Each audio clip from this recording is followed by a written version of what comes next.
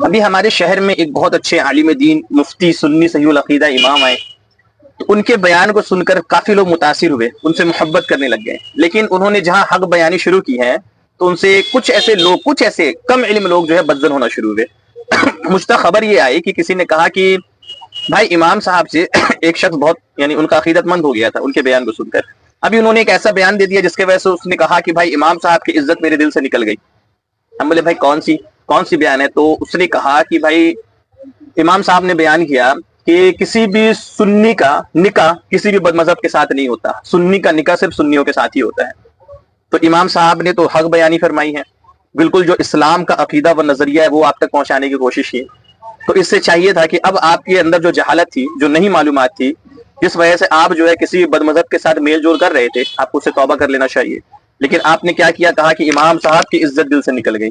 کیوں؟ کیونکہ انہوں نے آپ کے جہالت کے خلاف باتیں کر دی، اسلام کا عقیدہ و نظریہ بیان کر دیا۔ تو آپ یہ کہیں گے، کہنے کی کوشش کریں گے کہ امام بخاری کی عزت بھی آپ کے دل سے نکل گئی۔ کیوں؟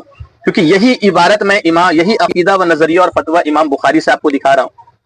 امام بخاری کی شان و عظمت، ان کی جلالت، ان کے مقام و مرتبے، یہ تو ہر مسلمان کے دل میں ہے جو ایمان والے ہیں، باقی کے بارے میں نہیں معلوم۔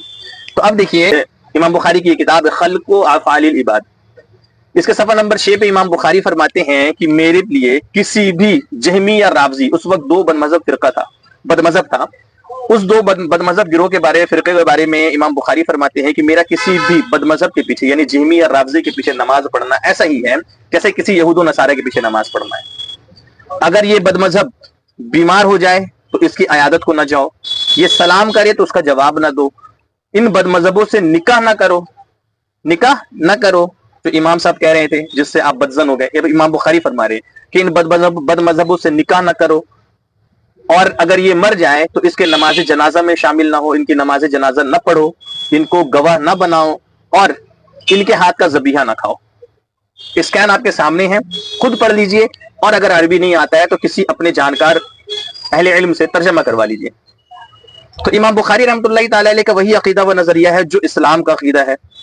تمام محدثین کا یہی عقیدہ و نظریہ ہے کہ کسی بھی بد مذہب کے ساتھ اٹھنا بیٹھنا نہیں ہے، سلام کلام نہیں کرنا ہے، کوئی دوستی یاری رشتہ داری نہیں رکھنا ہے، کوئی نکاح وغیرہ اس سے نہیں کرنا ہے، اگر وہ بیمار ہو جائے تو عیادت کو نہیں جانا ہے، اگر وہ مر جائے تو نماز جنازہ نہیں پڑھنا ہے۔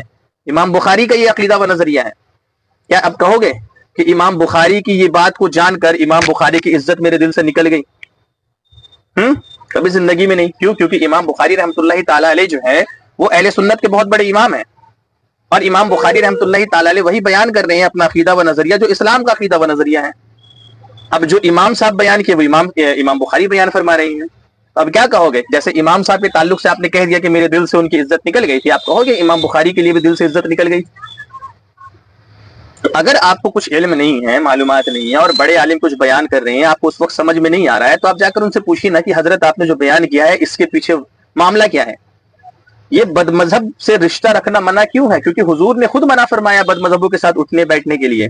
دیکھیے ابو داؤد شریف کی حدیث شریف آپ کے سامنے ہے، حضور فرماتے ہیں کہ اگر بد مذہب بیمار ہو جائے تو اس کی صحت کے لیے دعا نہ کرو، بد مذہب مر جائے تو اس کے نماز جنازہ نہ پڑھو، اس کے قبر پر نہ کھڑا ہو۔ تو حضور کا فتویٰ ہے، حضور کا حکم ہے بھائی۔ اب کیا حضور پاک صلی اللہ علیہ وسلم کے بارے میں بھی یہ الفاظ استعمال کرو گے؟ استغفر اللہ۔ امام مسلم رحمۃ اللہ تعالی علیہ جو ہے اپنے مسلم شریف میں لکھ رہے ہیں کہ جب بھی کوئی مجھ سے حدیث بیان کرنے آتا تو ہم پہلے اس کا رجال پوچھتے کہ تم اپنے رجال بیان کرو، تم کن سے حدیث لے رہے ہو، تمہارے اس حدیث شریف کو روایت کرنے میں جو تمہارے استاد ہے وہ سنی ہے یا نہیں ہے؟ اگر سنی ہے تو اپنی حدیث بیان کرو، اگر کوئی بد مذہب یا بدعتی ہے تو اپنی حدیث مجھ سے بیان نہ کرو، ہم ان کی حدیث کو نہیں لکھتے ہیں۔ اس لیے کہتے ہیں کہ ابھی تک آپ لوگوں نے جانا ہی نہیں کہ اسلام کیا ہے، سنیت کیا ہے، یہ بد مذہب فرقہ جو ہے ان کے ساتھ اٹھنے بیٹھنے کا حکم کیا ہے۔ ابھی تو آپ لوگوں نے سمجھ لیے دین سیکھا ہی نہیں ہے، اور اپنے کم علمی اور جہالت کی وجہ سے جو ہے اپنے آپ کو تباہ و برباد کر رہے ہیں۔ اس لیے آپ کے پاس اچھے عالم آئے ہیں الحمدللہ، آپ ان کے قریب رہیے، ان کے ساتھ اٹھیے بیٹھیے، ان سے دین سیکھیے جو بتا رہے ہیں حضرت، اور جو سمجھ میں نہیں آ رہا ہے تو ان سے الگ سے جا کر پرسنلی ملیے اور ان سے ان کے پیچھے دلائل وغیرہ مانیے، وجہ پوچھیے، تو آپ کو معلوم چل جائے گا کہ بھائی آخر اہل سنت کے نزدیک ان بد مذہبوں کے ساتھ اٹھنا بیٹھنا کیوں منع ہے۔ اور یہ حضور کی حدیث بھی ہے، صحیح مسلم شریف حدیث نمبر 15، حضور فرماتے ہیں میری امت کے آخر دور میں ایسے ایسے جھوٹے اور قذاب لوگ پیدا ہوں گے جو تمہیں ایسی ایسی حدیثیں بتائیں گے، جو تمہیں ایسی ایسی باتیں بتائیں گے جو نہ تم نے کبھی سنی ہوگی نہ تمہارے ابا و اجداد نے۔ حضور فرماتے پھر حکم دیتے اللہ کے رسول صلی اللہ علیہ وسلم کہ ایسے لوگوں سے خود کو دور رکھنا، کہیں وہ تمہیں گمراہ نہ کر دے۔